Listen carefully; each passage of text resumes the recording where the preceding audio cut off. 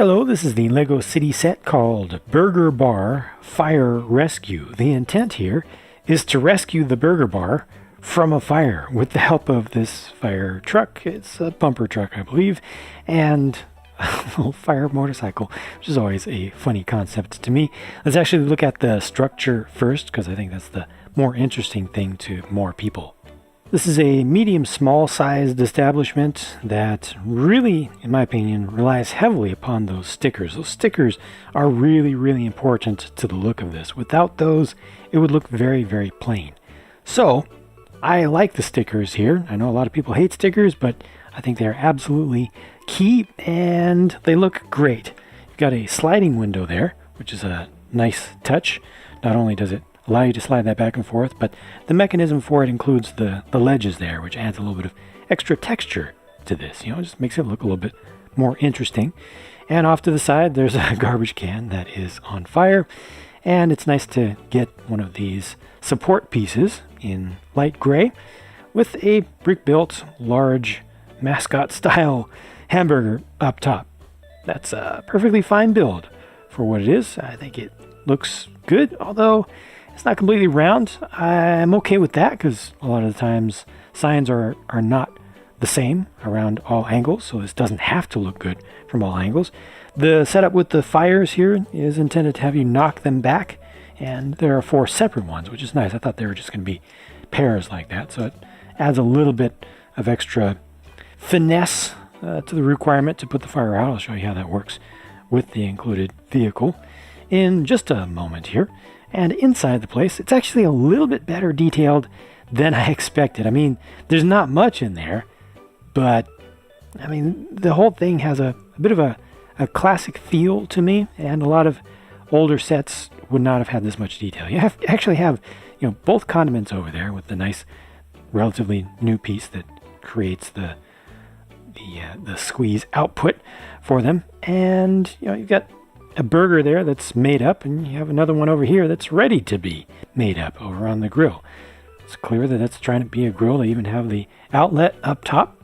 I guess this single piece right here, which is a 1x2x2, could have had a sticker on the back of it or something, you know, just to make it look a little bit more like there's an actual cooking structure back there. But yeah, this is, you know, really pretty simple, but I think a lot of people just like how this looks from the outside. And again, I really think a lot of that comes down to the stickers. The color scheme helps as well, with the use of the bright green, not regular green, and the fire orangish yellow or yellowish orange. Excuse me, flame yellowish orange or orangish yellow.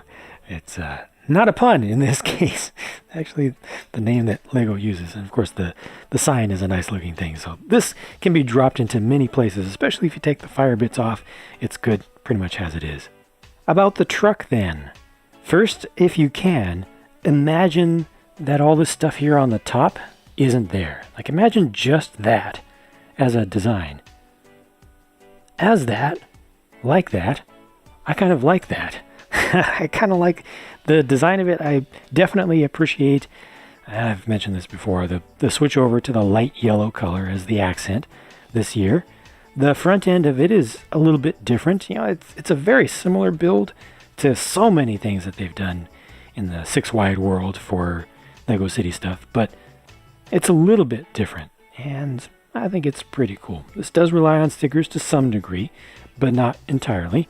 You got the openable doors there. A lot of people like openable doors, even though they don't really do anything. You can't actually put a figure in through there. You do have to take the roof off.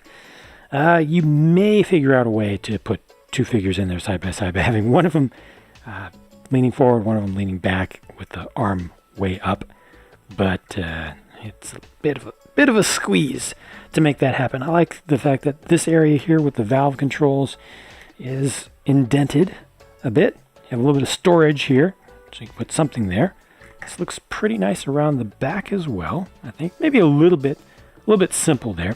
A couple of clips to hold on to minifig accessories. So you have the new for 2019 fire axe there, which is a dual molded bit, and a classic build for a fire extinguisher over here.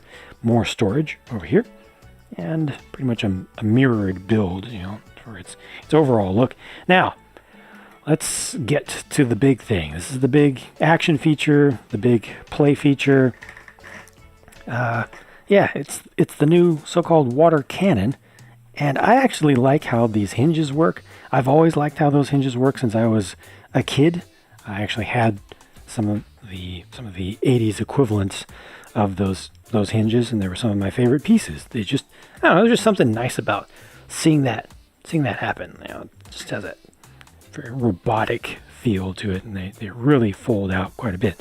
Inside of there, other than this thing, there's nothing, because you need all that space for this mechanism, or you need most of that space for this. And the way this works, if you haven't seen it by now, is that you squeeze on this bulb. It's just a little air pump. It's not very well sealed, but squeeze on it and out come a little pair of telescoping translight blue bits, which are very specialized for this particular mechanism. And as you go in and out, they're able to hit things like fires. That's the intent there. Now, if this is angled down, it's not going to retract very well. If it's level, as long as you do it quickly, it'll retract. If it's up, it'll retract really well. Like I said, it's just not well sealed. This is the bulb here, so it's got a little connector there if you want to connect a hose to it. And they've used that in one of the other sets, and there will be others, I'm sure, in the future. And the whole back rotates around. So rather than having just this rotate here at its base, the entire thing turns, which is interesting, I suppose. It works, you know, it does the trick. It's nice that they have a little bit of space behind there, so you know you don't really see any gap looking at it from the side. They just use the panel pieces to allow just a little bit of clearance, which was a nice decision. And let's see how this actually works. All right, that looks like it's roughly lined up. Let's see. Yeah. There we go. And that's the deal. That's what you do with it. That's the entirety of the play feature. Personally, I don't feel like that was worth having all of this, especially completely exposed like this. Now, if there was a roof over this, even just a basic false roof, something to cover it up, I would be pretty happy with it. You know, to have something that looks decent and has a working play feature, a repeatable working play feature that doesn't require that you track down projectiles that have gone astray as you try to fire them off, like with the stud shooters and such.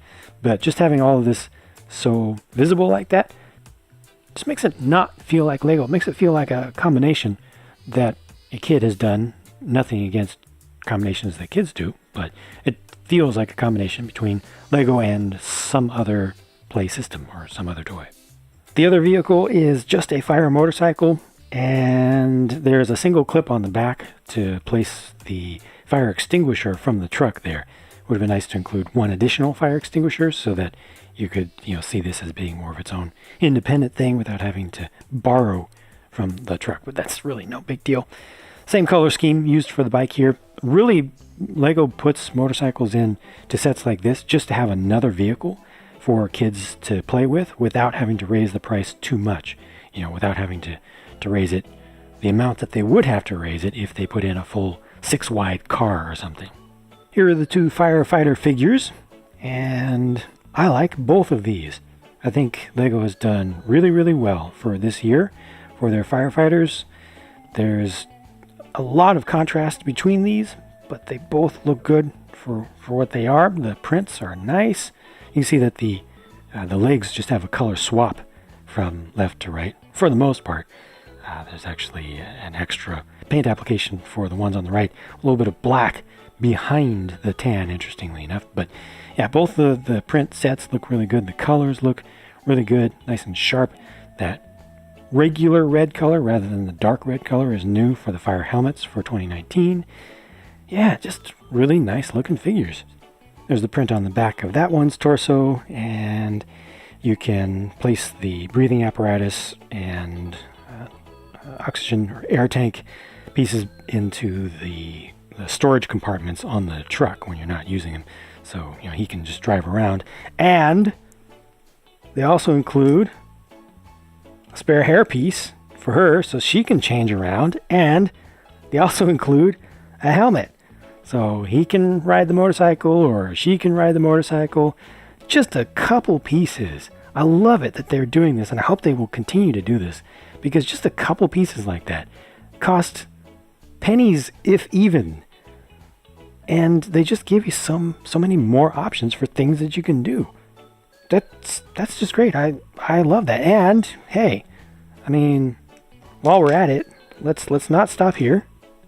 Also, non-gender specific torso for this female firefighter. We can do that.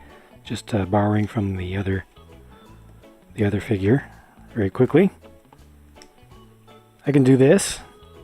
I can put that on her. Excellent. So this is the employee for the burger bar. I have a feeling that he's not just an employee. I think he's actually the owner of the place.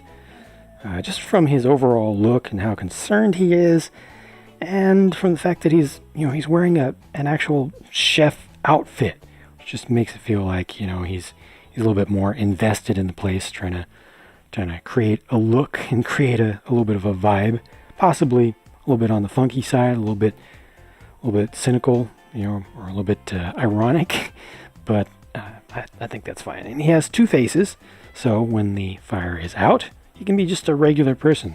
Again, if you want to transform the burger bar into just a regular one in a city by just taking the fire pieces off completely, then you're still good to go. So I would value this set at about $30, maybe $35 US at the most. I wouldn't be surprised if it was 35, but ideally I'd like to see it at about 30. It's actually sold at a recommended retail price in the US of 40, and that definitely is a bit much. Just looking at how much stuff that I get here, price to part ratio, is one measure, but I prefer just to mostly focus on what I actually see and what you can actually do with it.